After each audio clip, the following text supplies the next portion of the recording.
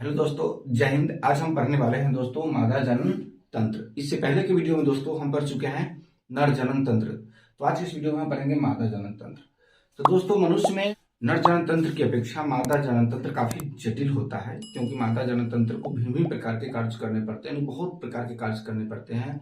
जैसे जैसे शुक्राणु को ग्रहण करना, भ्रूण का परिवर्धन और पोषण करना, युग्मनज का पोषण करना, अंडाणु का उत्पन्न करना, ये सारा कार्य उसको करना पड़ता है। इस कारण यह नर जनन तंत्र की अपेक्षा काफी जटिल हो जाता है।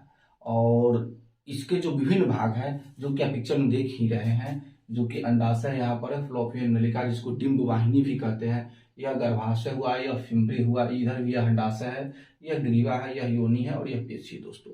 तो इस तरह से इसके 4-5 भाग होते हैं, जिसको हम अलग अलग पार्ट में करके पढ़ेंगे दोस्तों। तो ये सबसे पहले हम जो पढ़ने वाले हैं वो हम अंडाशय से स्टार्ट करेंगे दोस्तों।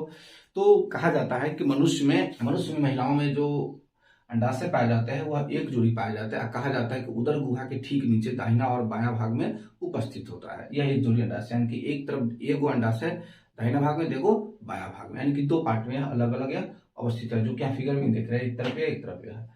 अंडाशय का जो मुख्य कार्य होता है दोस्तों, यह अंडाशय अंडाणु का उत्पादन करते एकांतर क्रम में एक एक करके। जैसे यह अंडाणु उत्पन्न करेंगे तो यह नहीं करेगा, यह करेगा तो यह नहीं। एकांतर क्रम में दोनों अंडाशय से एक एक अंडाणु का उत्पादन होता है और जो है गर्भाशय भेज दिया जाता है दोस्तों। यह तो अंडाशय का मुख्य काम होता है अंडाणु का उत्पादन करना और एक मादा जनन हार्मोन्स एस्ट्रोजन या प्रोजेस्टेरोन का स्राव करना।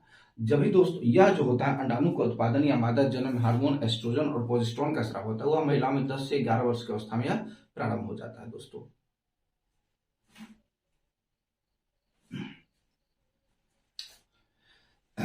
ये मादा जनन हार्मोन्स होता है दोस्तों, वह महिलाओं में 10 से 11 वर्ष की अवस्था में प्रारंभ हो जाता है और अंडाणु का उत्पादन भी उसी अवस्था में प्रारंभ हो जाता है। जब यह अंडाणु उत्पन्न होता है या मादा जनन हार्मोन्स एस्ट्रोजन या प्रोजेस्टेरोन स्राव होता है, तो इससे क्या होता है, मनुष्य के बाह्य जनन इंद्रिय एवं आंतरिक जनन इंद्रिय परिपक्व हो जाता है, यानी कि उसका विकास प्रारंभ हो जाता है। क्या होता है, उसका विकास होने लगता है और उसके बाद जैसे आंतरिक जनन इंद्रिय बाह्य जनन इंद्रिय का विकास होता ही है, इसके अलावा द्वितीय लिंगी लक्षण प्रकट होने लगते हैं। तो दोस्तों यहाँ पर हम अंडाशय के कार्य समझ गए हैं कि अंडाशय का मेन कार्य है अंडाणु का उत्पन्न करना और मादा जनन हार्मोन जैसे एस्ट्रोजन और प्रोजेस्टेरोन का स्राव करना। अंडाशय से अंडाणु उत्पन्न होते हैं और ये एकांतर क्रम में गर्भाशय में भेज दिए जाते हैं। अब हम पढ़ेंगे दोस्तों यहाँ पर फलोपियन नलिका या डिंब वाहिनी।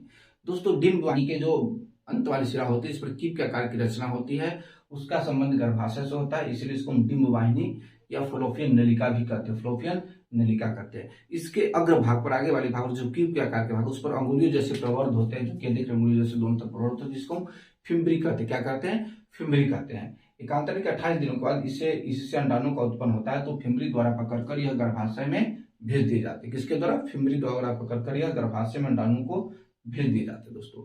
यहाँ पर दोस्तों फ्लोपियन नलिका के मुख्यतः दो कार्य होते हैं। एक में निषेचन के लिए आवश्यक जो स्थान होता है वहां स्थान उपलब्ध कराना। तो दोस्तों यहाँ पर 28 दिन के बाद जो अंडाणु उत्पन्न होते हैं, जो फिम्बरी द्वारा पकड़कर उसे गर्भाशय में पहुंचा दिया जाता है। यहाँ पर फलोपियन नलिका का जो कार्य होता है वह होता है क्या, अंडाणु को गर्भाशय तक पहुंचाना और निषेचन में आवश्यक स्थान उपलब्ध कराना। इसका दो मुख्य काम होता है। एक क्या होता है कि अंडाणु को गर्भाशय तक पहुंचाना और एक आवश्यक स्थान, निश्चित स्थान उपलब्ध कराना निषेचन के लिए दोस्तों। तो दोस्तों इस तरह से यहाँ पर हम यह पढ़ चुके हैं, अंडाशय पढ़ चुके हैं और यह फलोपियन नलिका पढ़ते हैं। अब हम आ जाते दोस्तों गर्भाशय। तो गर्भाशय की लंबाई जो कहा जाता है, जो दोस्तों जो कि इस तरह होता है ऊपर नीचे की अवस्था में, वह 7.5 सेंटीमीटर होता है और चौड़ाई इसका 5 सेंटीमीटर होता है, जो कि ऐसे होता है गर्भाशय की चौड़ाई। उसके बाद इसकी मोटाई होती है 3.5 सेंटीमीटर मोटाई होती है। दोस्तों भ्रूण का विकास होता है और इस गर्भाशय में ही होता है, भ्रूण का विकास होता है दोस्तों। तो दोस्तों गर्भाशय के जो हमारे यहाँ कार्य होता है, यह तो हम गर्भाशय के लंबाई चौड़ाई और मोटाई बताए हैं। गर्भाशय का जो मेन काम होता है वो गर्भ का धारण करना, गर्भ का पोषण प्रदान करना और ऋतुस्राव का संचालन करना। ऋतुस्राव होते हैं वो गर्भाशय के में ही होता है, यानी गर्भाशय का नहीं होता है। तो इसका मुख्य कार्य होता है जो गर्भ का धारण करना, गर्भ का पोषण प्रदान करना और ऋतुस्राव का संचालन करना। अब दोस्तों जो हम आ जाते हैं इस गर्भाशय के बाद जब हम आएंगे तो योनि में आएंगे दोस्तों। दोस्तों हमने अंडाशय पढ़ा है, फलोपियन नलिका पढ़ा है, गर्भाशय पढ़ा है, अब हम पढ़ेंगे योनि। तो योनि होता है दोस्तों, यह मादाओं की लंबाई पर डिपेंड करता है। ऐसे औसतन इस योनि की लंबाई लगभग 7.5 सेंटीमीटर होती है।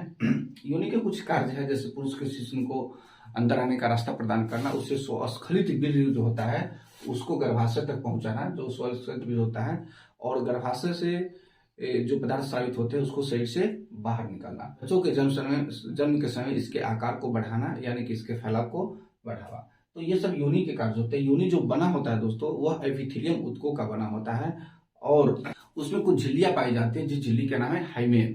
क्या नाम है? हाइमेन। योनि जो होता है वह लसदार पदार्थों का स्राव करती है।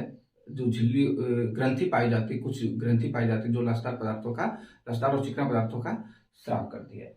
आपको अब हम बात करते हैं दोस्तों भग, जो कि यह बाह्य जनन इंद्रियां होती है। भग वह 3 बृहद भगोष्ठ, लघु भगोष्ठ और एक होता है भग शेष, जिसको कहते हैं बाहरी, यानी कि जो योनि को बाह्य जनन इंद्रियां होती है जिस पर बाल पाए जाते हैं उसको हम बृहद भगोष्ठ कहते हैं। उसके नीचे एक स्तर पाया जाता है जो कोमल होता है, उसको हम लघु भगोष्ठ कहते हैं। और लघु भगोष्ठ ऊपर जाके जहां पर मिलते हैं वहां पर भग शेष कहलाता है। तो दोस्तों इस तरह से यानी कि जो हमारा यह मादा जनन तंत्र, इसके भाग निम्न है। सबसे पहले हम समझेंगे, आइए एक संक्षेप में थोड़ा समझ लेते हैं। यहाँ पर अंडाशय से अंडाणु उत्पन्न होते हैं जो फिमरी द्वारा पकड़कर फॉलोपियन नलिकाओं के माध्यम से गर्भाशय में चले जाते हैं। इस योनि के माध्यम से शुक्राणु गर्भाशय तक भेजे जाते हैं, जो कि यह यहाँ से एक छोटा छिद्र होता है गर्भाशय ग्रीवा, और यहाँ से होकर यहाँ फॉलोपियन नलिका में, जहाँ पर इसका निषेचन होता है।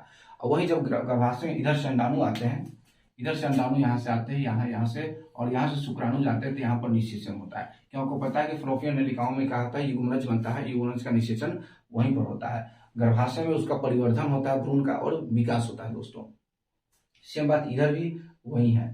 तो इस तरीके से दोस्तों हमने यहाँ पर मादाओं के जनन तंत्र के विभिन्न भाग, अंडाशय, अंडाणु, फॉलोपियन नलिका, गर्भाशय, ग्रीवा और योनि के बारे में बता दिया दोस्तों। यानी कि इसमें मुख्य रूप से है कि अंडाणु का उत्पादन होना और मादा जनन हार्मोन एस्ट्रोजन और प्रोजेस्टेरोन का स्राव करना, जो कि यह अंडाशय का कार्य होता है।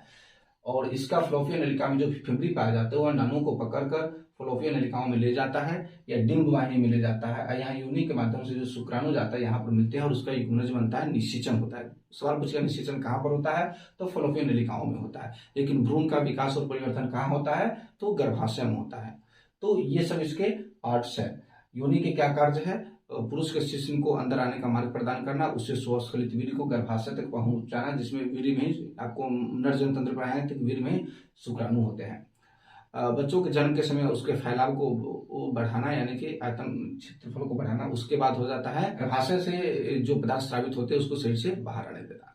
भग होते हैं जो किसके नीचे पाए जाते हैं, वो 3 प्रकार के होते हैं, बृहद भगोष्ठ, लघु भगोष्ठ और भग शेष। यह गर्भाशय की लंबाई चौड़ाई को बताती है कि चौड़ाई गर्भाशय की इस प्रकार होता है, ऊपर से ऐसे दाहिना से बाएं की ओर, जो कि 5 सेंटीमीटर, और लंबाई इस आकार में होता है जो कि 7.5 सेंटीमीटर होता है। योनि की लंबाई गर्भाशय की लंबाई होती है, जो महिलाओं की लंबाई पर डिपेंड करता है दोस्तों। तो इस तरह से हमने यहाँ पर गर्भाशय, फॉलोपियन नलिका, अंडाशय, योनि, ग्रीवा, ये सारी चीजों को हमने पढ़े हैं दोस्तों। उम्मीद करते हैं कि आपको वीडियो अच्छा लगेगा। अगर आपको वीडियो अच्छा लगा तो एक लाइक जरूर कर दीजिएगा, और चैनल पहली बार है तो चैनल को सब्सक्राइब करके बेल आइकन को प्रेस कर दीजिएगा, जिससे कि आने वाले हर वीडियो का नोटिफिकेशन आपको समय समय पर मिलती रहेगी।